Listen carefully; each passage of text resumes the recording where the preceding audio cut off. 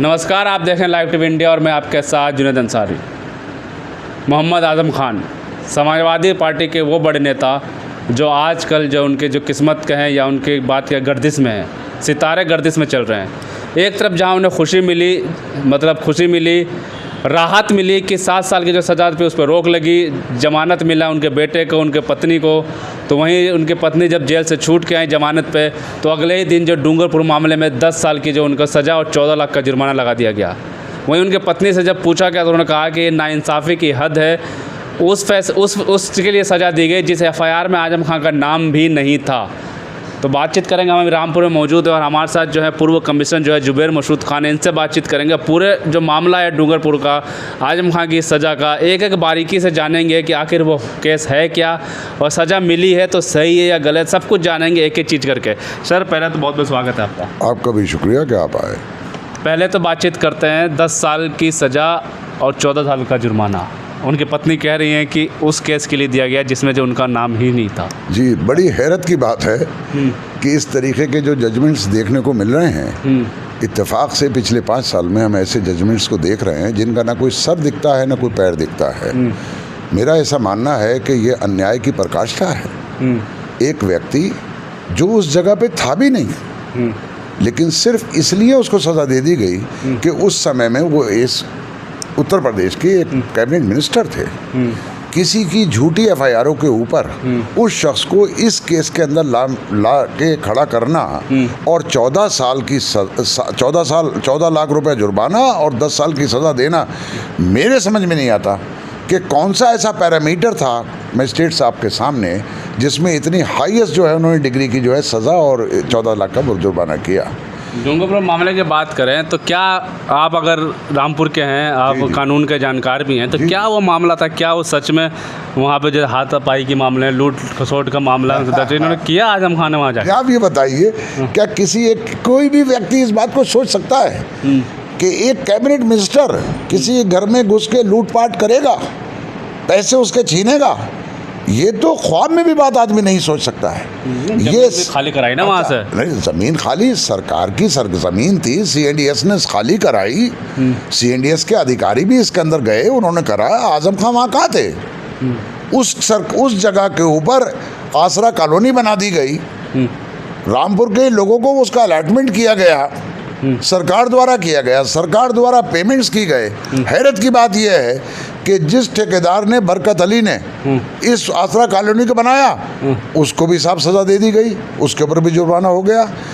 Case क्या था? किसी एक फर्द वाहिद ने कोई कंप्लेंट की।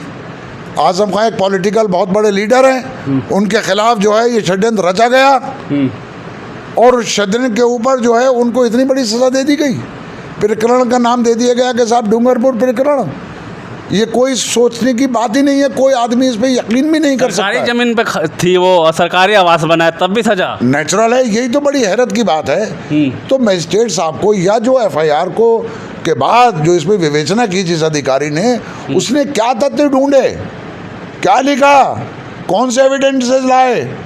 मैं तो इस बात को सोच भी नहीं सकता हूँ कि इस तरीके के अगर जजमेंट्स आने लगे तो ये सामने से ही जाहिर होता है कि इसमें जो है पॉलिटिकली मोटिवेटेड हर काम हो रहा है। संजीव फानवा तो ये भी करेंगे बंद कमरे में एफआईआर दर्ज की गई और उस पर सजा पे सजा की गई। नेचुरल है, इस टाइप की एफआईआर जो है कहीं पर बैठ के सोफों पे बैठ के तो लिखवाई जाती है और उसको फिर आगे चलाया जाता है।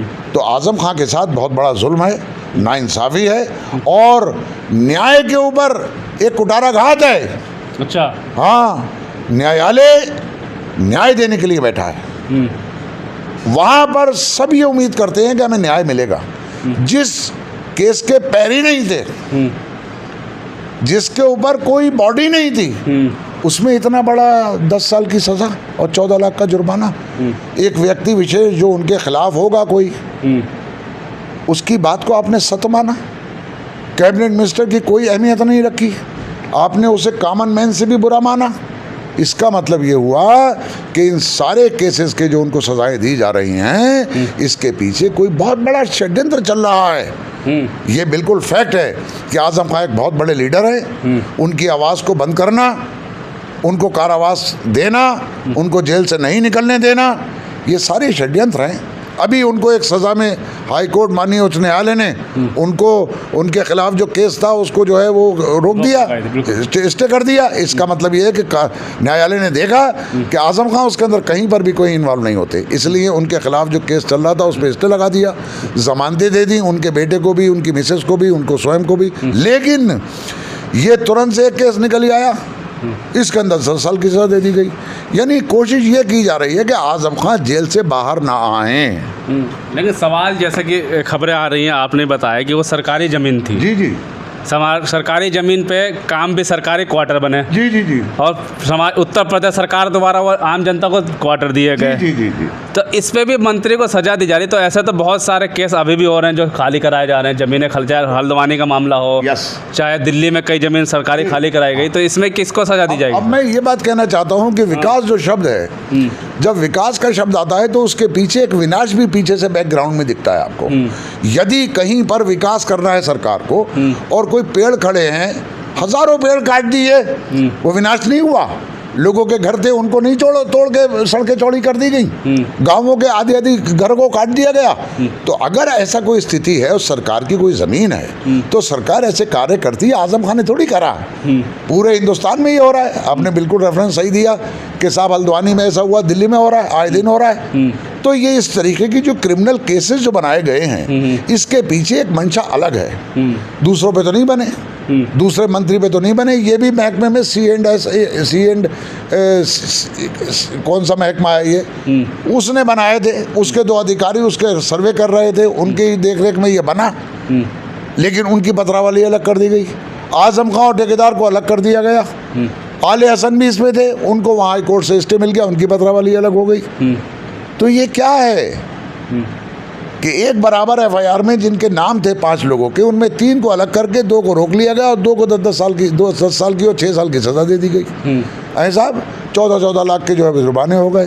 तो ये इससे सीधा दर्शाता है कि इस समय जो भारत और उत्तर प्रदेश में जो कार्य किया जा रहा है, इसके ऊपर जो है राजनीतिक बड़े इन्फ्लुएंस हैं। मैं नहीं मानता कि कोई भी जो काबिल जज है, जस्टिस है, कोई मजिस्ट्रेट है, उसकी भी आत्मा इसको गवारा नहीं कर सकती है। लेकिन अब मैं नहीं कह सकता कितने बड़े प्रेशर्स हैं, क्या चीज़ उनको कही गई है जो उन्होंने इस तरीके की जो है जजमेंट्स देना शुरू कर दी है। और अंततोगत्वा इनको ख़त्म हो जाना है, केसेस को समय ज़रूर लगेगा, टाइम लगेगा, लेकिन राहत मिलेगी। ख़त्म, बिल्कुल 100% केस ख़त्म हो जाएंगे। इनके कोई बेस नहीं है। किसी भी क्रिमिनल केस के लिए फूटिंग होना चाहिए, बेस होना चाहिए, एविडेंसेस पक्की होना चाहिए। तो ये तो हाई कोर्ट और न्यायालय में, उच्च न्यायालय में ख़त्म हो जाने हैं केस। ऐसे जिस तरीके से फिर तो बहुत सारे विकास जो आज भी हो रहे हैं, तो इस पे किस पे केस, अगर ऐसा में तो फिर सब पे केस हो सकता है। मैं यही कह रहा हूँ कि किसी और पे केस आपने सुना तो आज़म खान को सिंगल आउट करके ऐसे काम क्यों किए जा रहे हैं? आप भी इतने पुराने रहे हैं, कानून में, महकमे में रहे हैं, तो ऐसा केस आपने इससे पहले भी कभी सुना? नहीं, मैंने नहीं सुना, ना मैंने देखा, ना मैं उम्मीद कर सकता हूँ कि आगे आने वाले समय में भी ऐसी बात नहीं होना चाहिए। देखिए, न्याय की एक प्रणाली है, न्याय दिखना चाहिए, करना नहीं, दिखना चाहिए। जनता जनरल जो है डिस्कशन करे कि यस न्याय हुआ है इस केस में। यहाँ पर कोई व्यक्ति आपको नहीं मिलेगा, पूरे रामपुर में आप घूम लीजिए कि आज़म खान साहब को जो है 10 साल की सज़ा और 14 लाख का जुर्माना हो गया, और सब लोग कहेंगे कि नहीं साहब ये तो अन्याय है। न्याय कब है? तो जो चीज़ न्याय से परे चली जाए उसे अन्याय कहा जाएगा। तो वही बात होगी, जब आज़म खान जेल में जा रहे थे तो उन्होंने कहा था कि ये फैसला हुआ, इंसाफ नहीं मिला। बेशक, बहुत अच्छी बात नेताजी ने कही थी कि फैसला और इंसाफ में बड़ा फ़र्क है। इंसाफ का मतलब न्याय देना और लेना। फैसला तो कोई भी कर हो सकता है, जैसे ये फैसले आ रहे हैं, ये फैसले हैं, ये मजबूरन भी दिए जा रहे हैं, मेरा ऐसा मानना है, किसी ना किसी दबाव। हाँ बिल्कुल, 100 में 100 मैं इसको मानता हूँ, क्योंकि मैं स्टेट साहब जिन्होंने भी ये फैसला दिया है, MP MLA कोर्ट वालों ने, शायद उनकी आत्मा भी इसके अंदर शामिल ना हो, लेकिन हो सकता है उनकी बड़ी मजबूरियाँ रही हों। चलिए, बहुत बहुत शुक्रिया आपका टाइम देने के लिए। बिल्कुल बातचीत की हमने। डूंगरपुर जो मामला है, आज़म खान को 10 साल की सज़ा और 14 लाख का जुर्माना लगा। तो जब इस केस पे हमने बातचीत की तो एक नया चीज़ खुल के आया कि जिस मामले में उनको सज़ा हुई वो सरकारी ज़मीन थी। उस सरकारी ज़मीन को जो है सरकार, उत्तर प्रदेश सरकार द्वारा खाली किया गया। उत्तर प्रदेश सरकार द्वारा आश्रय यानी मकान बने और उत्तर प्रदेश की जनता को वो मकान अलॉट किया गया सरकार की तरफ से। तो ये सवाल ये खड़ा करता है कि क्या इस पर केस जो है आज़म खान पे होता है या नहीं होता।